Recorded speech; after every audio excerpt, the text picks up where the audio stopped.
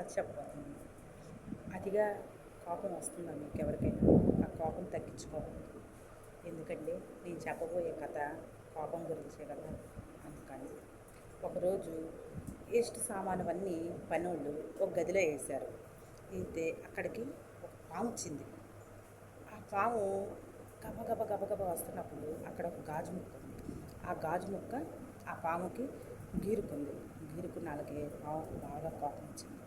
కోపం వచ్చి ఎలా అయినా సరే నన్ను గీరుకుంది కాబట్టి ఈ గాజు ముక్కని కరిసేయాలి అని చెప్పి గట్టిగా కొరికింది.